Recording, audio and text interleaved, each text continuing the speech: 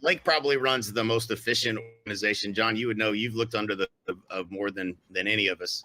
Nobody leads like him. I've never seen anybody lead their organization the way he leads. I've never seen anybody to be able to strategically. So this was his objective in 2024 was to spend one week gone each month with him and his family. He accomplished it. I know he had set out originally for the goal to be this way, but it's a little easier to do that with one. But now 2 car seats, it's a little different. But but I've never seen anybody to the level that he operates at. And he does it through culture. He does it through leadership. He does it through accountability. He does it through, doing what you say you're going to do, and really excelling at a high level. I'm excited for him to come in. I'm really excited for DB, just because of what he's been able to accomplish. And, he's a connector, but being able to build what he's been able to build, and, as a consumer of his services, right? Utilizing his company, because I know you've used them a few times. I've used them. They are the best in the business. I've never had anybody else that, especially moving a lot lately, I've never experienced that type of service of what they're able to deliver and, what he's been able to build. So it's going to be fun to be able to have him in the room with us as well. Hey, going back to Blake. So the metric that I look for when I'm looking at, what's that benchmark? I think it's, profit per agent or productivity per agent or gross margin per agent. I think he's at 43% out of production.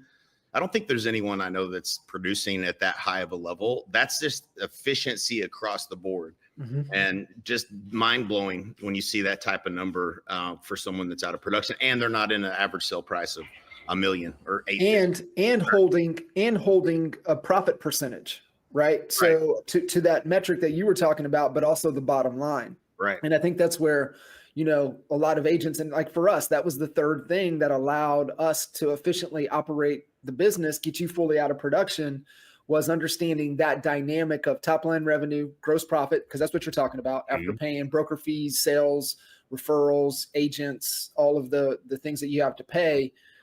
And then profit, that leaves you salaries and expenses to essentially put the best team on the field. And he's done an incredible job at holding tight with that profit margin and, getting the agents to perform while keeping a lot of money into the company. In one of the toughest markets on the planet, Myrtle Beach is one of the hardest markets. I mean, it's the first market that I've heard that has over 120 days on market. Yep. Like, what other markets out there right now have 120 days on market average? I remember those days. They were freaking painful. That's 200 active inventory days, cuz if you remember that, that's like, I still have nightmares about those days.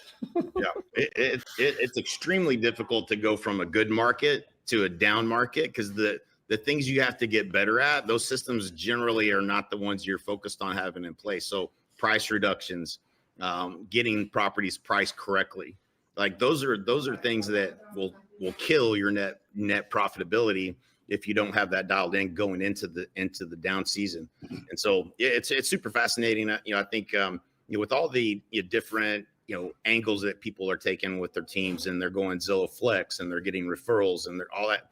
Like, if you're not truly running a financial model that shows profitability, everything looks good, but you're not making any money. And I think Blake is just a great example of really how to tweak it and make it profitable and be consistent every single day with your leadership and drive profitability to numbers we've really rarely ever seen anybody do.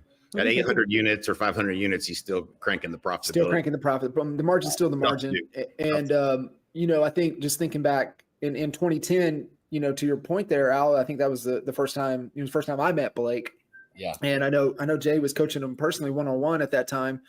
And so really getting to know, Blake at that time, and, just an aggressive, good looking kid that just hustled and, he's always been a tremendous student. And so then being able to really become a business owner, and he knows the numbers backwards and forwards. And cause that's what I was trying to pull out of there is you've got to know the numbers. Mm-hmm. And listen, what won us over was Crabtree, right? Because there's only a handful of numbers. Then you can go deep if that number is off, but you only need to pay attention to a handful of numbers. And that really changed for us.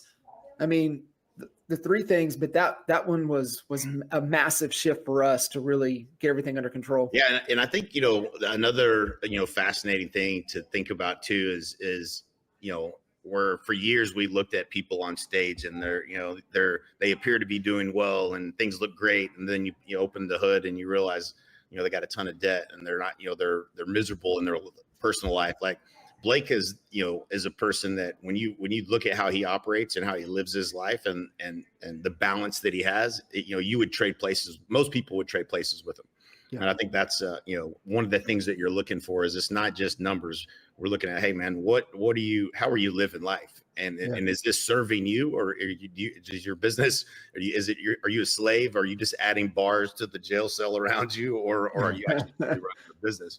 And so, that's I think, again, super excited, for all the people we've got speaking, all in their own rights are doing this at a high level. And so, you can't get there without, once you see it, I'm just one of those people that, like, when you put me in the room and I see somebody's doing something, I know it can be done. So now it's just a matter of figuring out how to do it.